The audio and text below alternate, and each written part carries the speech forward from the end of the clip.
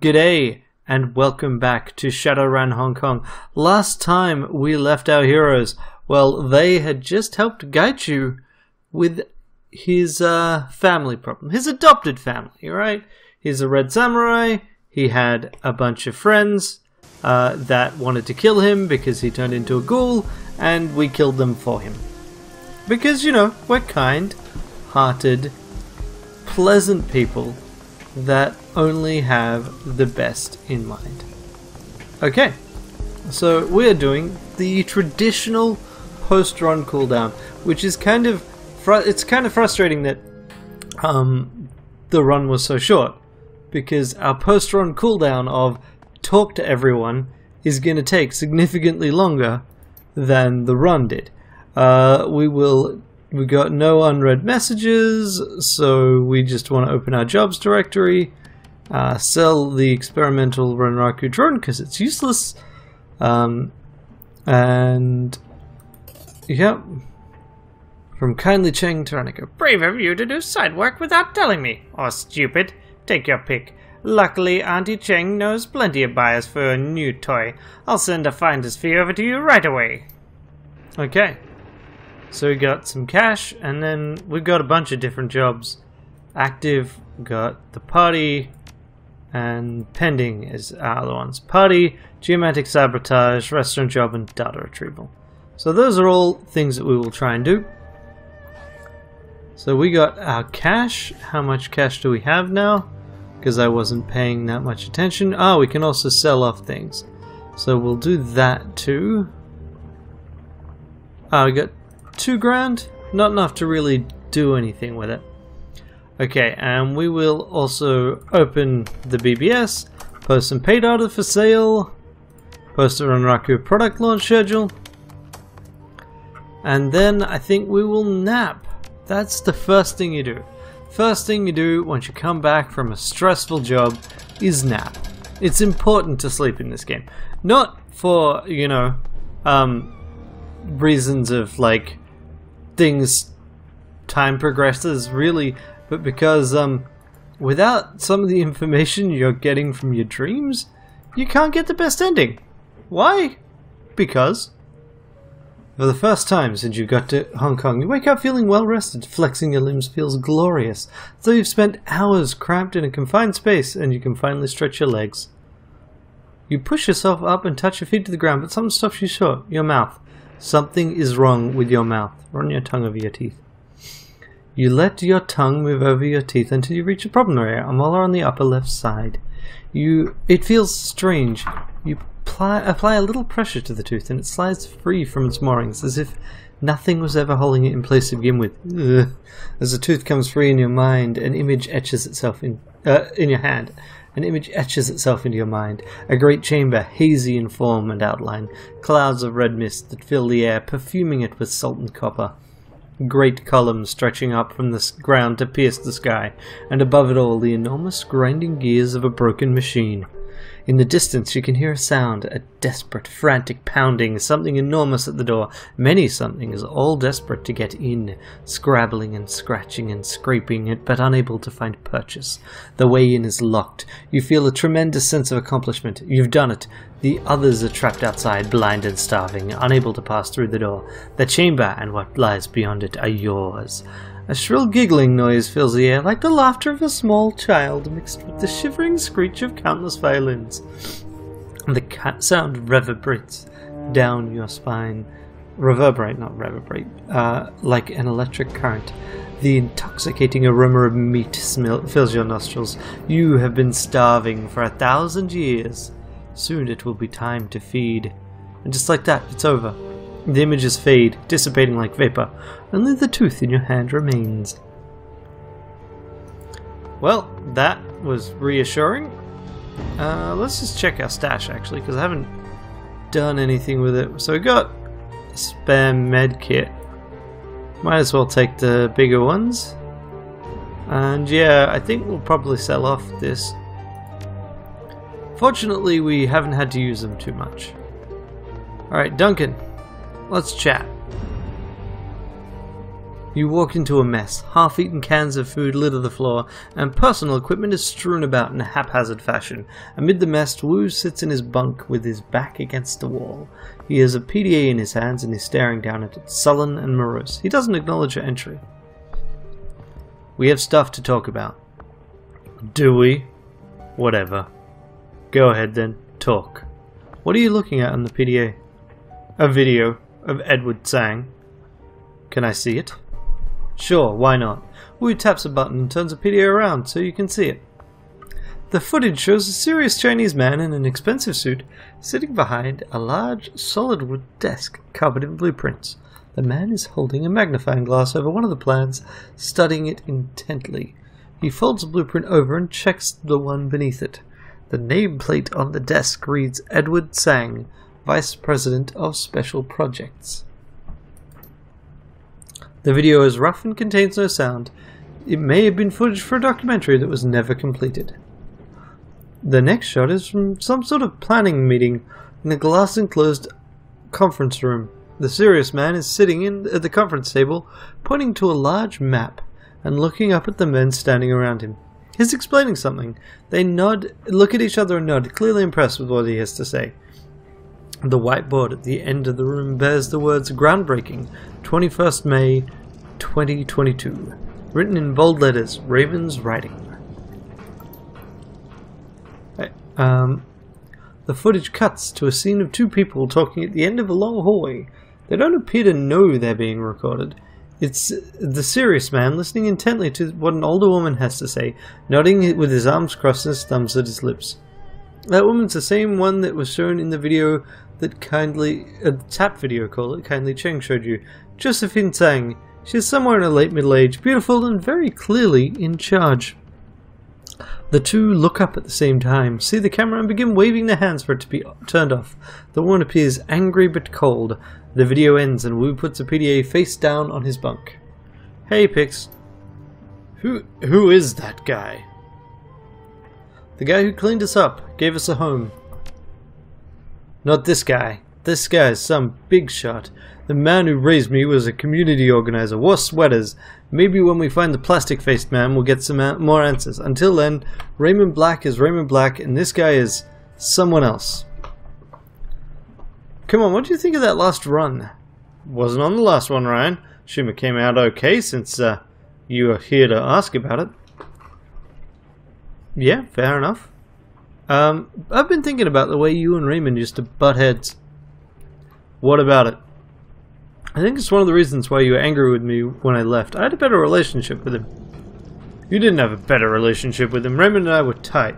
You just knew to avoid conflict better than I did. That's not the same thing. You had a way of diffusing him when he started to do that intense array thing he used to do, remember? Intense array. I hadn't thought of that in a long time. I think you were the one that came up with that name. It was the summer after we started living with him and Mrs. Maloney.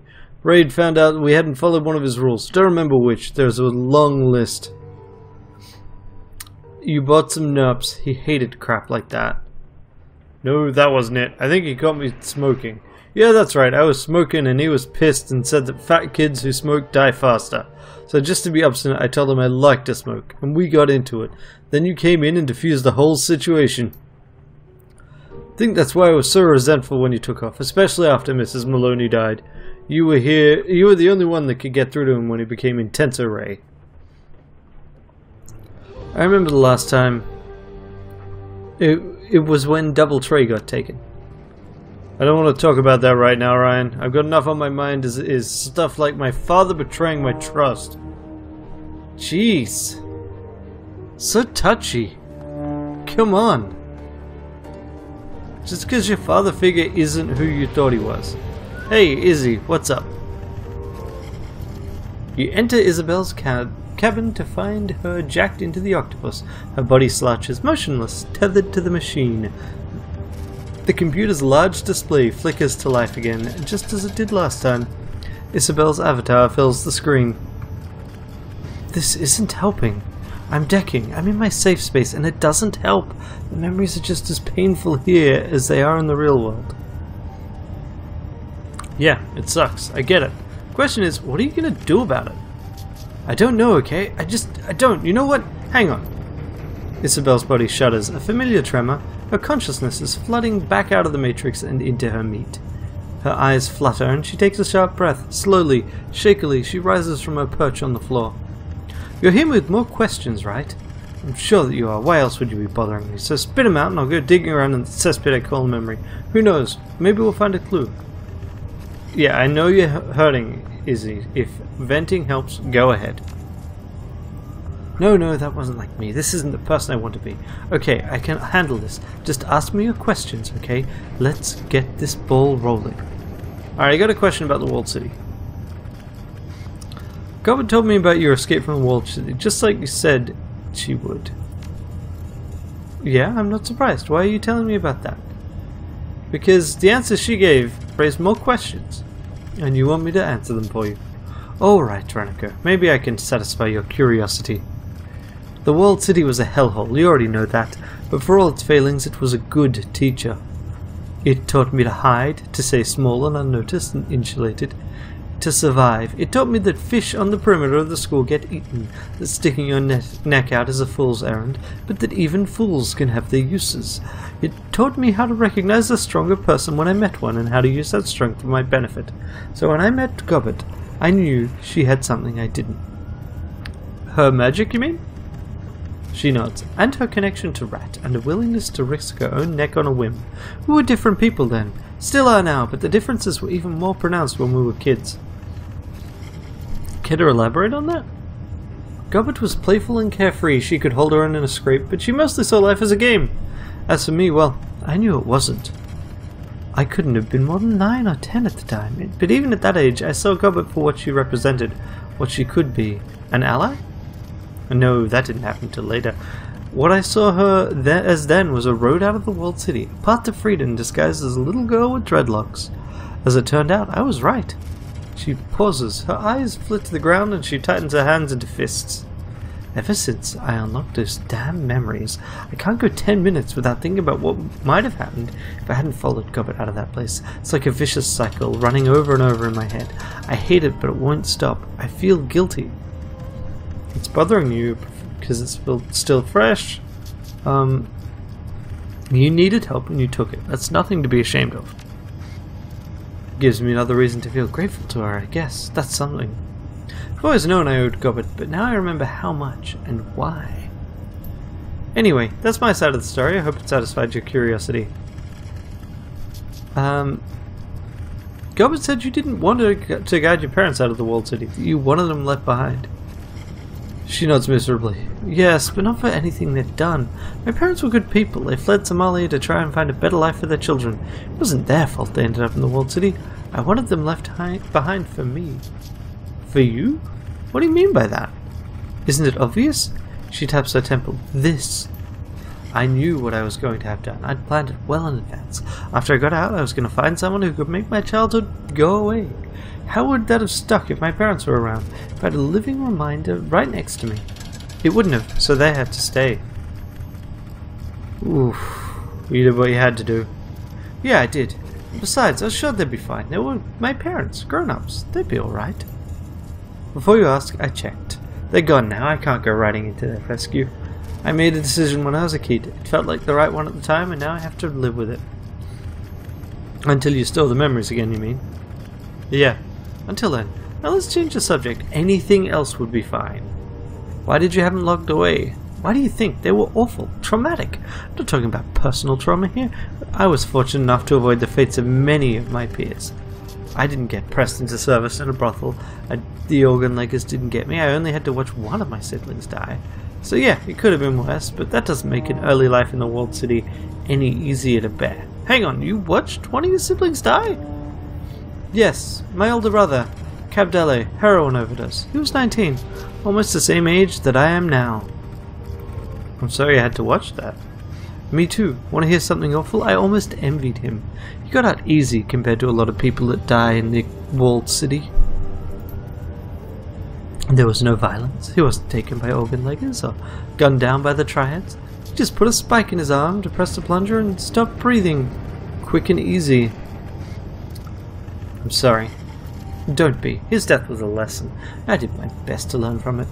Almost everything that happened in my childhood was that way. A lesson in disguise, lessons about impermanence, about the random cruelty of life, lessons about what a huge mistake it is to get attached, and how to prioritize your own survival no matter what. Those lessons were important. They kept you alive, but it's just as important to know when to leave them behind. Yeah, I know, but I'm having a hard time with that right now. We all carry the same scars, you and me and Gunshow and Gobbet. Some run bigger and deeper than others, but we've all got them.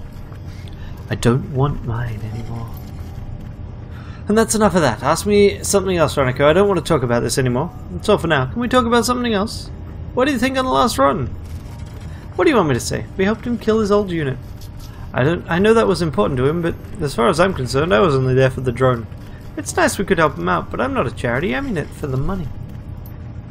The way you decided to finish off Ishida leaves me cold. I'm not going to lie. I think you should leave the team after that stunt. I won't force the issue, but keep that freak away from me. Turning your old commander into a ghoul just to make a point, that's a 100% psychopathic move. Didn't like him much before, but at least he seems safe. Anything else you wanted to do? No, that's fine.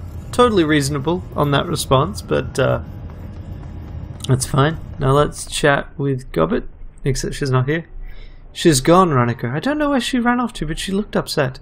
She just said something about friends in trouble, then left. By the time I could disconnect from the octopus, she was on her way out of town. She must have gone back to the sinking ship. I don't like the sound of that. Did she tell you what went down there all those years ago? The mutiny? Yeah, and she's been having bad dreams about the place ever since. Well, we better go get her, hadn't we? Yep, let's do it. I'm going to arrange transport out to Hung Hom Bay. You come meet me at the docks when you're ready. So yeah, that is definitely our next run. No buts about it. We're gonna go do Gobbet's personal mission next. Alright, let's have a quick look at the mission. Let's access Shadowrun's BBS, check to see we don't have the pay data ready yet. Yellow Lotus on the rise. Hey, they seem to be, you know, doing pretty well. I don't think that I really want to try and read out all of these. Let's find out how the team that always needs a new deck is doing. Looking for an experienced decker for a discreet mill run, providing some muscle for a special delivery. Potential for a longer term arrangement. We're a team that's been together for years, running your basic heists and the occasional transport gig. We got a reliable fixer on a long list of happy clients. Requirements. 1. You must not take experimental stims during runs. 2. You must not tamper with chemicals in secret labs. 3. You must know how to properly operate a moped. 4. You must have a good sense of humor. Give me some new in 888. I knew in town. Did a lot of good work through Guangdong, but I had a lot of Taiwanese connections and got a little uncomfortable. Besides, I might have cracked a Confederation server and hacked a Confederation server and cracked it wide open temporarily for a Matrix free-for-all as a cover while I quietly deleted selected intelligence files. Impressive. You know how to ride a moped, right? Yes. Why do you ask? Mopeds were part of our last plan, and our decker apparently didn't have a clue. Went off a residential road near the peak. Not pretty. You're not the kind of person to experiment with substances during runs, right? And you can walk without falling, yes? These are some crazy interview questions. Are you serious? Very. Let's talk about this face to face, okay? Nice. And then rig a dock. Ah, right. So this looks like someone looking in on Ambrose, and it just gets cut off. Okay. Cool. And then rogue ESPs talking about AI stuff. It's not gonna happen for a while. Don't worry about it. This is like Jivebot returning. Yeah, nah, never mind. And then Harley for sale. Wow. Put down 4,000, 2,500. Okay, right. Let's go downstairs and chat with Gaichu, and Rakta. Did we take Rakta on the last run?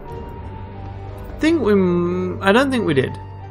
Rakta's shop is alive with motion, wall-mounted tools, hammer and spark, each according to its own rhythm. The cacophony reverberates in the metal confines of the converted engine room, attacking your ears as the light of the acetylene torch stabs your eyes. My friend, you've come back! Rakta turns towards you. His boots are off and you can see the metallic gleam of his feet. Freed from the confines of his boots, the appendages have unfolded. Clawed, gripping toes splay out in all directions, at least 8 to a foot. They look alien and predatory, like the talons of some great carnivorous bird. I wasn't convinced you'd want to continue our little chats after the last time. From under his eyes, a glint of light catches your eye. Koshei. I'm glad I was wrong. Look, are you kidding? I wouldn't miss our talks of the world.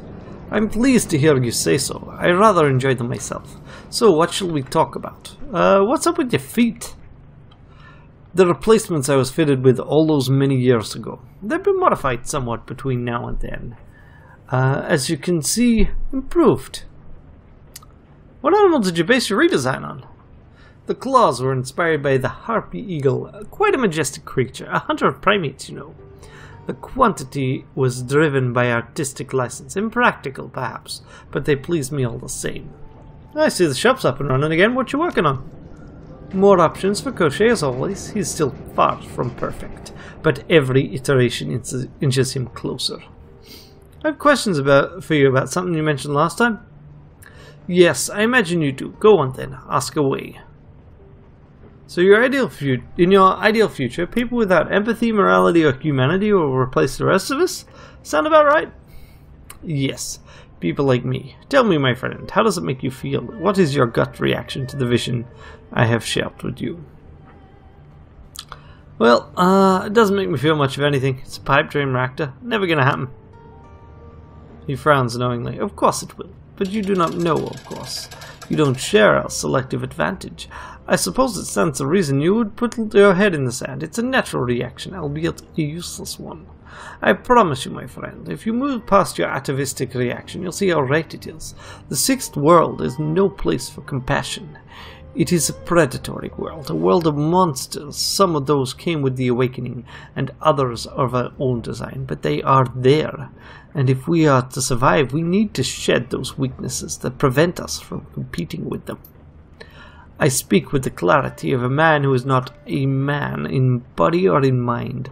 The things that others refuse to see are as plain as the light of day. I tell you, my friend, life is better this way. One day you will see for yourself, and you will thank me for what I have shared with you. If what you believe is true, if psychopaths will inherit the earth, how long do you reckon that'll last?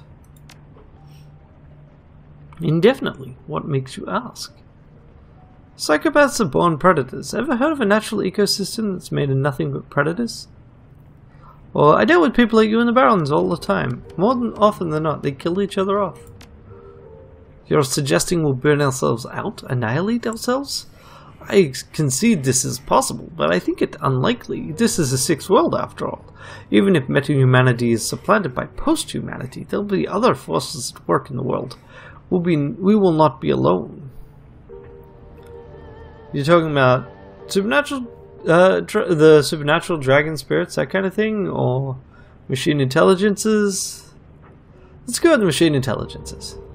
Some even say we've already seen true AI. I had a teammate back in Berlin who insisted as much, though I had little reason to believe her. And actually, yeah, we did deal with the true AI back in Berlin. As you say, that's in Dragonfall. As you say, we will likely have to contend with artificial intelligence in the near future. But think of the present, my friend. We are surrounded by non-human intelligences. Spirits, paranormal beings, you name it. And in the future that I foresee, you can add any metahuman holdovers that cling to the natural bodies to the list. And what would they be to you? Competition? Prey? That remains to be seen, but they would give my people something to rally against. The corner of his mouth tilts upward. The smile contains no warmth. I, for one, am looking forward to seeing how it all plays out. Aren't you?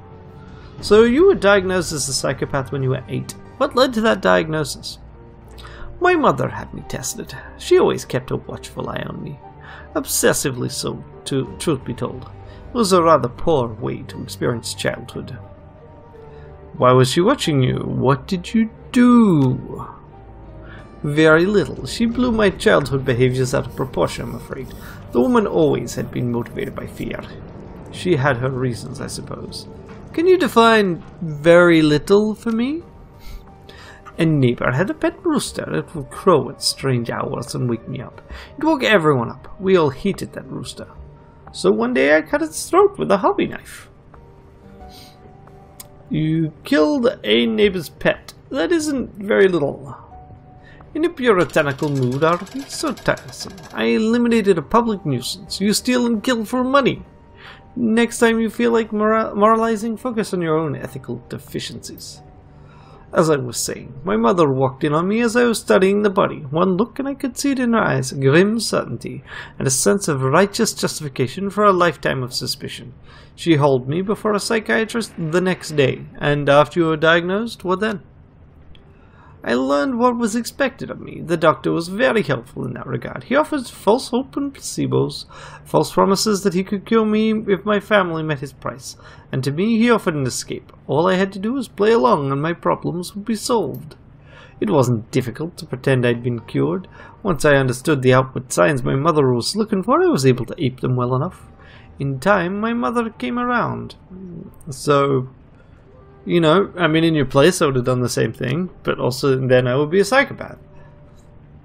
Of course you would have. Anyone would. Not everybody would succeed, of course, but the risk of sounding immodest.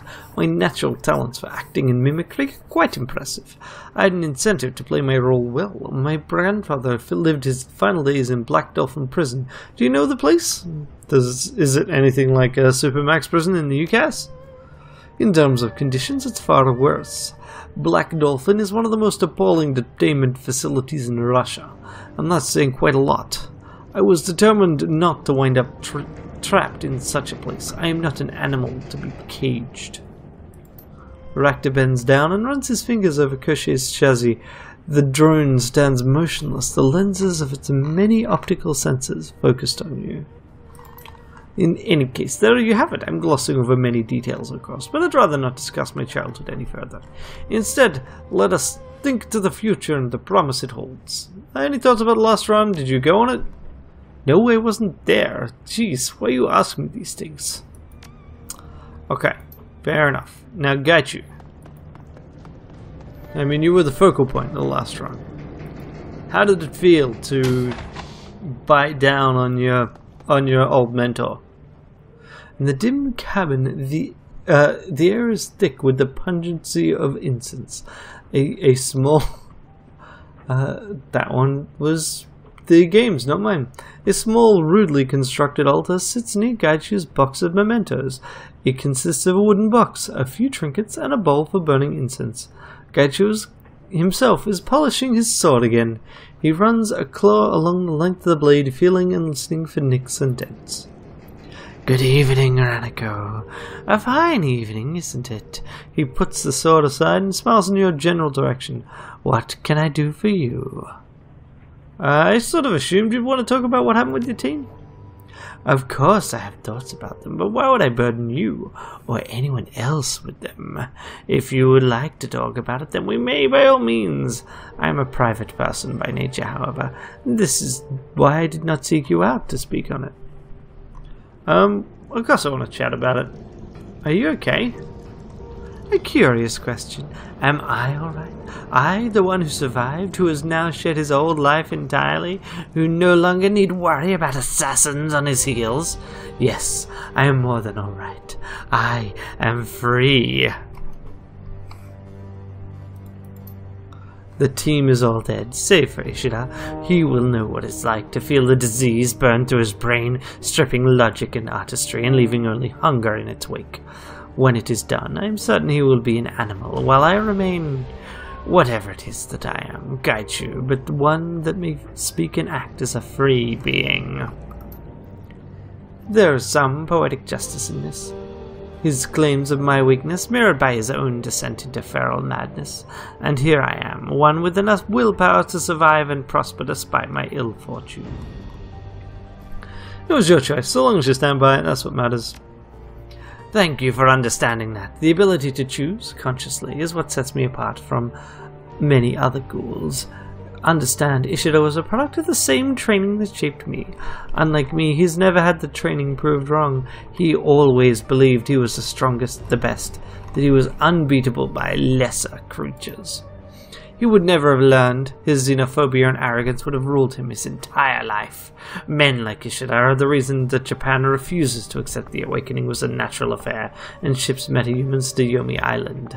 I was taught that people like Duncan, Gobbard, and Isabel are subhuman, yet I have seen what they can accomplish, and I am impressed. Has killing your old unit changed your outlook on life? Yes, I think it has. My lesson to Ishido should not end with him. If becoming a ghoul has allowed me to prosper and become stronger, surely I should hone my instincts just as my training honed my swordsmanship. If I can apply the same focus to my new nature as I did to my skills in combat, I'm certain I can prove that to be a ghoul is only to be different, not lesser. I knew this before logically, but I did not feel it. To know and feel are different things entirely. Regardless, Ishida's sword is now mine. It appears to be a newer blade than my own, and seems to have been made with some manner of enhanced die-coat process along the tungsten carbide edge. Could do with a spell check. He lifts the katana, running one claw down the back of the blade. I've noticed a marked improvement in my speed when using it, particularly with follow-through moves. Should an enemy fall to this sword, I'll be able to reposition much more rapidly. Do you regret having to kill your unit? No, I don't think so. We were locked in a dance that could only end with my death or theirs. We chose that path, consciously or not, and I am unwilling to die so they could live. I value my life, even as changed as it is.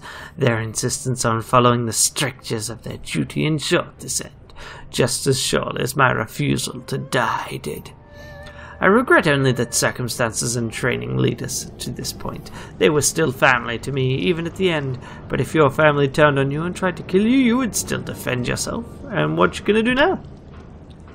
Surely you're joking with me. I'll stay here and aid you in your endeavors. I have no other life to return to, nor anyone else to call friend. As you have aided me, so too will I aid you. This life in the shadows is the most free and open I have ever felt. I have no desire to go or do anything else. Perhaps later I will, but not any time soon. Alright, have a good night. I mean, I could ask you about what you thought of the last mission, but we just have been talking about that. That seems very redundant.